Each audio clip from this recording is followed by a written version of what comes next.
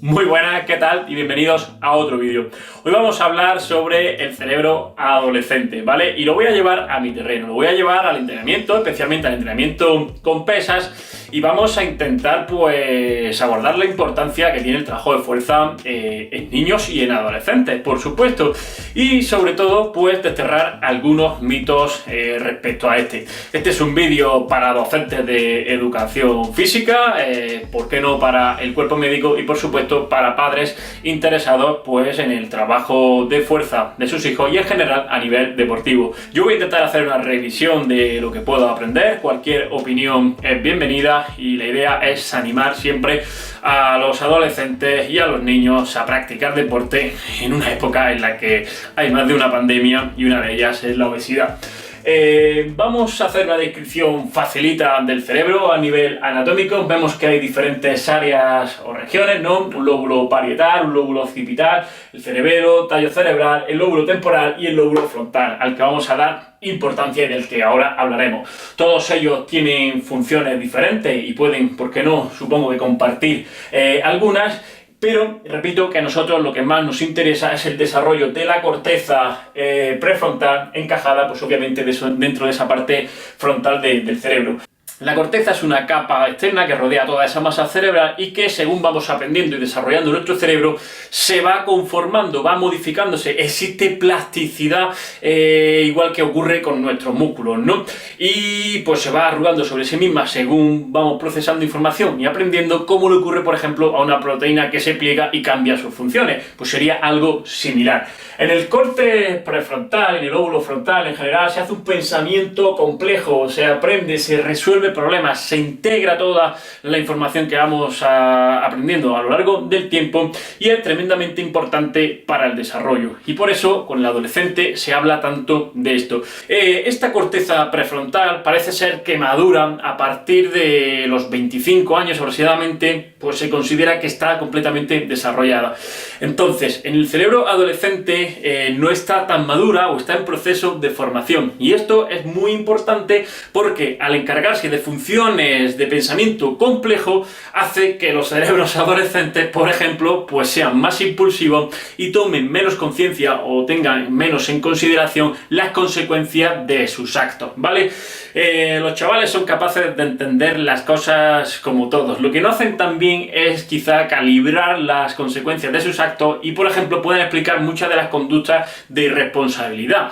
Durante esa etapa, esta parte se va mielinizando, ¿no? Va mejorando esa transmisión de estímulos nerviosos y se va haciendo una poda de conexiones innecesarias que se generaron durante la infancia. Como decía, es un cerebro que está en maduración y que necesita todavía integrar o hacer parte de conexiones más complejas que permitan, pues, por ejemplo, calibrar los riesgos de determinadas actividades o calibrar los riesgos de determinadas actitudes hacia la vida. Vale, y te preguntarás por qué te cuento todo esto. Pues porque, obviamente, quitando esa etapa de maduración biológica evidente previa a la adolescencia, que es la pubertad, en la adolescencia hablamos de una época que puede ser más o menos larga en función del contexto individual de cada uno y que, digamos, que busca un desarrollo tanto físico, que ha venido de la pubertad y que puede seguir produciéndose, como emocional y que a su vez está relacionado con muchos aspectos culturales y contextuales. Entonces tenemos también un proceso de generación de autoconcepto y de autoimagen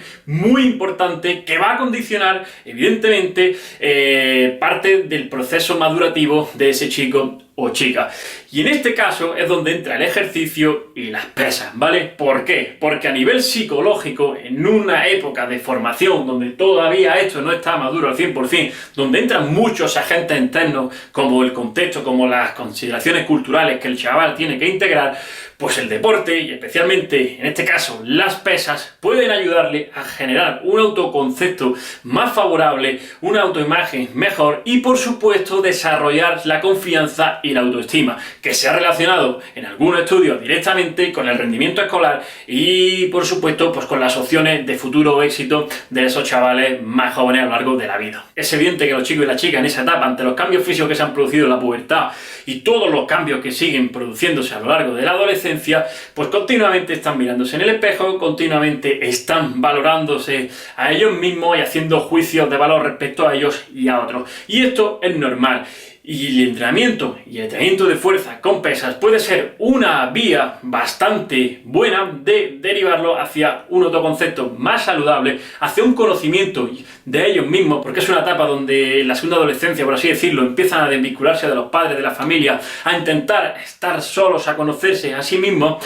Y las pesas, como decía, pues es una forma muy buena de empezar a tomar conciencia de su cuerpo, de conocerlo, ya no solo ante el cambio físico, sino ante el cambio emocional, de generar valores deportivos como la superación, el esfuerzo, la constancia, etcétera, etcétera, y por supuesto de cuidar la salud y hacer frente a esos cambios hormonales que están sobreviniendo. Con los cambios en la salud voy a entrar ahora, con los cambios físicos, porque evidentemente a nivel biológico y desde el punto de vista del entrenamiento es lo que más nos interesa, pero quería explicar esa parte a nivel psicológico, sin ir más allá, puesto que yo no soy psicólogo ni soy un experto en esto y es un tema complejo, pero creo que todo el mundo me está entendiendo. Las pesas bien llevadas, favoreciendo un buen uso de ellas y por supuesto estableciendo los límites claros de lo que es el narcisismo y lo que es superfluo, pueden ayudar totalmente a cualquier chaval o chavala a ser mejor persona, a ser mejor físicamente y por supuesto a cuidar su salud. Bien, pues habiendo hecho esa primera parte, vamos con la segunda, que yo creo que es la que más nos interesa, y es hablar de los efectos físicos del entrenamiento de fuerza en estas edades, ¿no?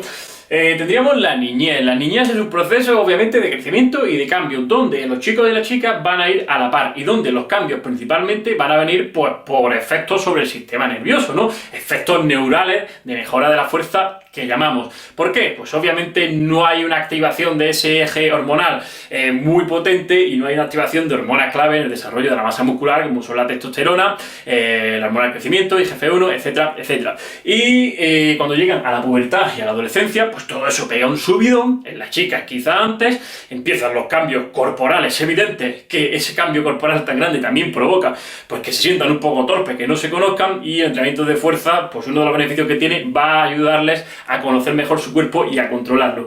Dicho esto, entraríamos en que el entrenamiento en la niñez pues es un entrenamiento en base a formas de juego divertido, en un intento de inculcar pues procesos de gamificación que podríamos llamar, ¿no? Y en un intento de que los chavales empiecen a aprender los fundamentos de los ejercicios, de los movimientos, de la salud y la higiene postural en ese trabajo de fuerza, para abordar después un entrenamiento tradicional, normal, relacionado, pues como todo el mundo entrena, con el objetivo de incrementar la masa muscular y la fuerza, porque ya los niveles hormonales están dispuestos a provocar ese cambio en el tejido muscular, ¿no? A hacerlo plástico y más grande. ¿Qué pasa con los chicos y las chicas con las diferencias? Pues yo creo que cuando las chicas obviamente entran antes en ese cambio temprano, especialmente si es muy temprano, pues se van a sentir un poco raras respecto al resto, y esto les puede generar ciertos conflictos, especialmente cuando empiezan a incrementar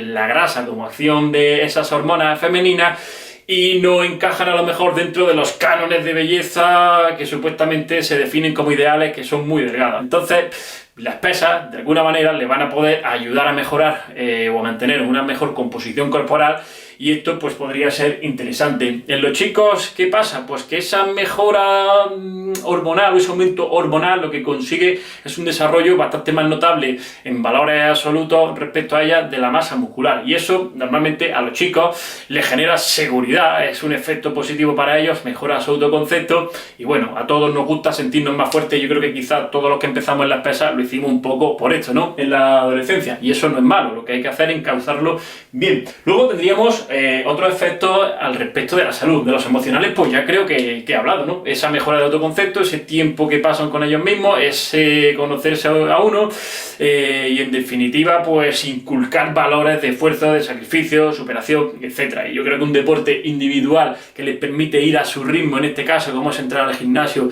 y más o menos organizarse sin depender de nadie, pues es interesante. La composición corporal, evidentemente, tanto en ellas como en ellos, ya lo he dicho.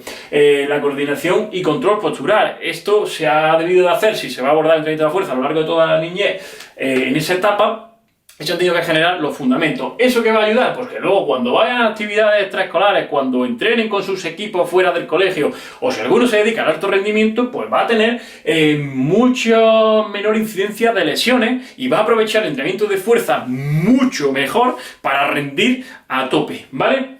Y luego, pues, obviamente todo esto va de la mano de las adaptaciones cardiovasculares, de la salud ósea, tendinosa, etcétera, etcétera. Como he dicho, tenemos una pandemia de obesidad, ¿vale? No solo el COVID y obesidad infantil. El entrenamiento de fuerza nos va a permitir que los niños, especialmente aquellos que están con problemas de sobrepeso, se sientan competentes en registros, pues un poco más coherentes para ellos. Un niño con sobrepeso no va a querer practicar deporte precisamente porque le da vergüenza, porque se siente incompetente, porque se siente mal. Y si lo llevamos a correr con sobrepeso, pues le va a pasar lo mismo que a un adulto, que se va a hacer daño, que va a estar totalmente incómodo, que se va a asfixiar, que sus articulaciones van a sufrir, etcétera, etcétera. Y las pesas, precisamente lo que tienen, son eso, que las puede desarrollar solo a su ritmo y que encima no tienen tanto impacto como cualquier otra acción deportiva. Si apuntamos al niño a fútbol o a baloncesto y lo ponemos a saltar, va a soportar en su cuerpo de 5 a 7 veces su peso corporal, que esto no es malo, va a promover determinadas adaptaciones a nivel tendinoso y de hueso también, pero en un contexto de obesidad a lo mejor no es tan favorable, y las pesas precisamente eso no lo tienen. Y las pesas o la halterofilia y los deportes de levantamiento son deportes donde la incidencia de lesiones, precisamente porque no hay aspectos traumáticos y tan incontrolables como en otros deportes, pues es mucho menor, y por lo tanto hay que desmitificarlas y acabar con ciertas historias que se suelen oír. Del mismo modo, creo que esto no hace falta aclararlo, pero lo digo por si alguien piensa todavía que los chicos o las chicas se van a quedar enanos porque hagan pesas. Eso es un mito que no tiene ninguna evidencia a nivel científico.